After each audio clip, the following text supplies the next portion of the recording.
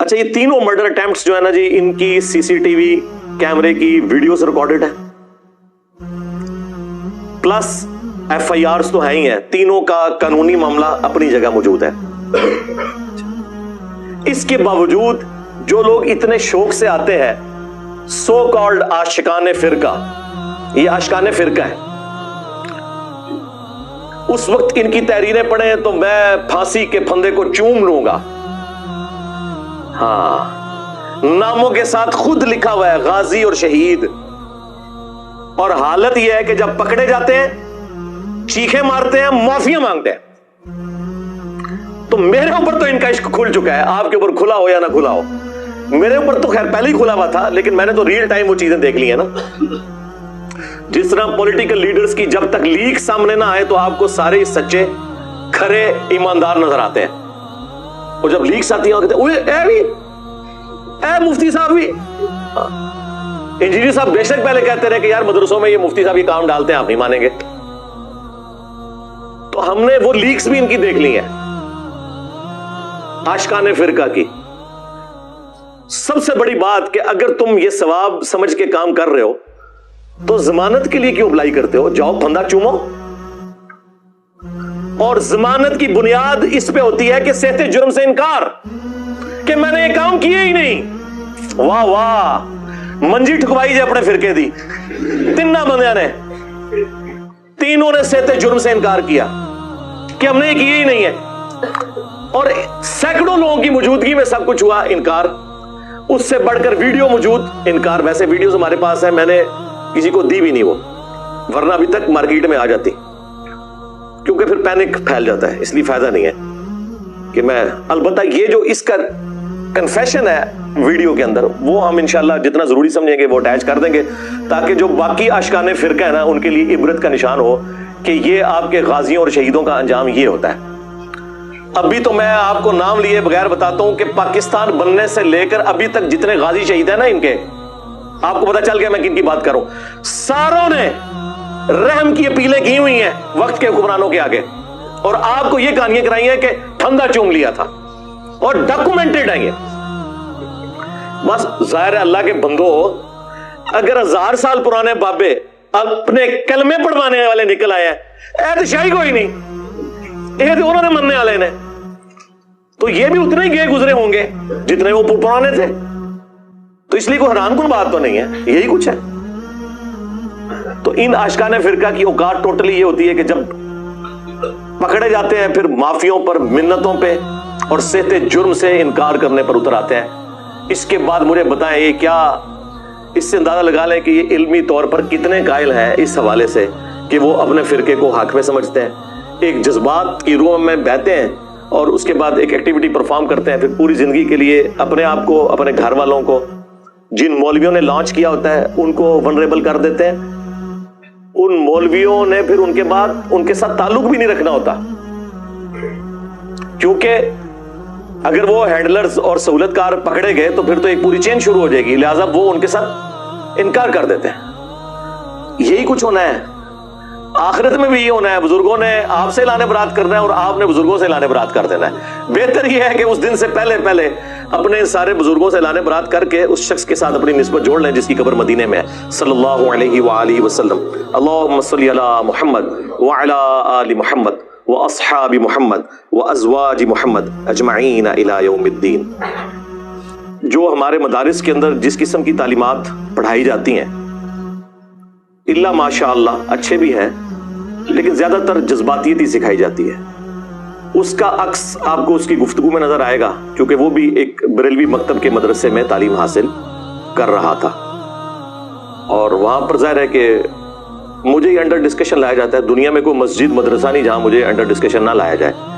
जाहिर है जब सदियों की एम्पायर्स उखड़ गई हो तो मुझे ही डिस्कस करना चाहिए। अब इवन इन्होंने आपस में भी एक दूसरे को डिस्कस करना छोड़ दिया है, मुझे ही अंडर डिस्कशन लाए हुए हैं। अच्छी बात है, हमें तो इससे कोई मसला नहीं है। हम तो कहते हैं हर गली में, हर मस्जिद में, हर जुम्मे के खुतबे में हमें डिस्कस करें, ताकि अगर कोई इक्का दुक्का बंदे बच गए हैं तो उन्हें भी पता चल जाए। हाँ, लोग तो इस तरह की चीजों से परेशान होते हैं और हम होते हैं खुश, अल्हम्दुलिल्लाह। तो وہ کورس کے اندر کیا کچھ پڑھایا جاتا ہے, جو کچھ اس نے ورڈنگ لکھی ہوئی ہے وہی کوئی یہ گستاخ رسول, گستاخ صحابہ, قادیانی. بریلویت ون لائن ڈیفینیشن یہ ہے کہ ہمارے سوا پلانٹ ارتھ پہ جتنے لوگ ہیں وہ گستاخ رسول ہیں, چاہے وہ امام کعبہ ہو, چاہے مسجد نبوی کا امام ہو, ٹھیک ہے, چاہے کوئی زندہ بزرگ ہو, چاہے مرا ہوا بزرگ ہو, چاہے وہ 1400 سال پرانا کوئی بندہ ہو, ہمارے سوا سب کے سب گستاخ رسول ہیں. یہ ان کا ایک مین سلوگن ہے.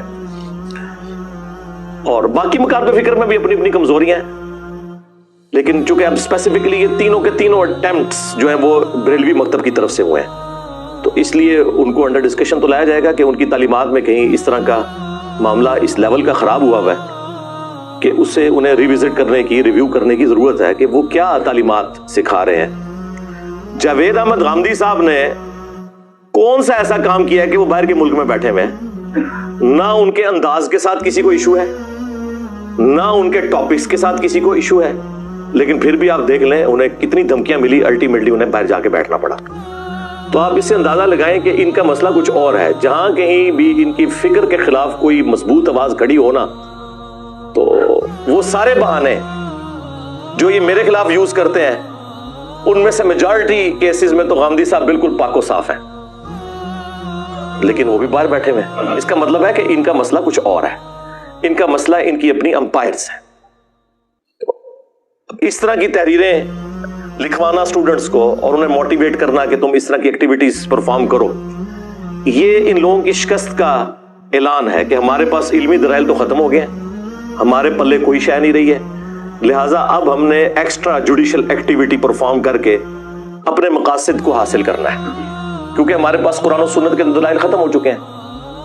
اور یہی ان کا سب سے بڑا ایک سمجھ لیں دکھ ہے, غم ہے, جو قیامت کی صبح تک ان کے ساتھ رہے گا, ان کی قبر تک ان کا پیچھا کرے گا, کہ ہمارے سارے بزرگ کیسے غلط نکل آئے اس سلیبس کی روشنی میں جو سلیبس ہم خود پڑھایا کرتے تھے. لیکن صرف مسئلہ یہ تھا کہ وہ سلیکٹو پڑھایا کرتے تھے, کانٹ چھانٹ کے پڑھایا کرتے تھے, مرضی کی آیات, مرضی کی احادیث اور ان کا مفہوم بھی اپنی مرضی کا بیان کر کے پیش کرتے تھے. اگر ہم نے اپنی طرف سے کوئی کتاب لکھی ہوتی, کوئی سلیبس لکھا ہوتا, پھر تو پریشانی کوئی نہیں تھی ان کے لیے. پریشانی ان کے لیے یہ ہے کہ کتابیں ہماری, قرآن ہو, بخاری ہو, مسلم ہو, ترجمے ہمارے, علماء ہمارے جنہوں نے اس کے اوپر ایفرٹ پٹ کی ہے, اور باتیں ساری انجینئر صاحب کی نکل رہی ہیں اور ہماری ساری باتیں غلط نکل رہی ہیں. یعنی اگر آپ مجھ سے پوچھیں نا, تو سوائے اس بات کے کہ اللہ ایک ہے, نبی صلی اللہ علیہ وآلہ وسلم آخری پیغمبر ہے, اور قرآن محفوظ ہے, ان تین باتوں کے علاوہ اللہ کے فضل سے تقریباً ساری باتیں سارے فرقوں کی غلط ہیں کسی نہ کسی درجے میں. آپ ان کو ڈیپ ڈگ کرنا شروع کر دیں تو بس موٹو. اسی لیے لوگ کہتے ہیں جنہیں صاحب اختلافات, بھائی مجھے بتائیں اتفاق ہے کس بات کے اوپر ہے؟ ساری کی ساری باتیں ہی اختلافی ہیں, تو اختلافات تو ڈسکس ہوں گے, یہ کام تو کسی نے کرنا ہے. اور دنیا میں چینج آپ دیکھ رہے ہیں کہ اسی وجہ سے آئی ہے, اللہ کے فضل سے. جو صدیوں سے کوششیں ہو رہی تھی اتحاد امت کی, وہ نہیں ہو سکی. اس پلیٹ فارم کی برکت سے ایسا اتحاد امت ہوا ہے کہ سارے فرقے, ان کی پبلک اپنے فرقوں اور بزرگوں کو چھوڑ کر نبی الاسلام کے ساتھ اٹیچ ہو گئے, اور جو مخالفین تھے وہ آپس میں اکٹھے ہو گئے, دونوں طرف اتحاد امت ہو گیا. ایسا اتحاد امت کبھی تاریخ نے دیکھا تھا؟ کبھی بھی نہیں. تو یہ اللہ تعالیٰ کی بڑی خاص کرم نوازی ہے اس حوالے سے, اس میں ہم اللہ ہی کا شکر ادا کرتے ہیں. سبحان اللہ والحمد للہ ولا الہ الا اللہ واللہ اکبر ولا حول ولا قوة الا باللہ العلی العظیم. اللہم صلی علی محمد وعلی آل محمد. آمین. تمام فرقے آپس کے اختلافات کو چھوڑ کر میرے خلاف کلپ بنا رہے ہیں. چلیں ہم اس کلپ کو درست بھی سمجھ لیتے ہیں. اگر آپ کوئی علمی رد کرتے ہیں, چھوٹی چھوٹی کلپنیاں کاٹتے ہیں اور ان کا مفہوم وہ بیان کرتے ہیں جو وہ بیان کر کے اپنی عوام کو اکسا سکتے ہیں, تو آپ کیا سمجھتے ہیں اس سے میں ڈر جاؤں گا؟ نا چھڑ دو.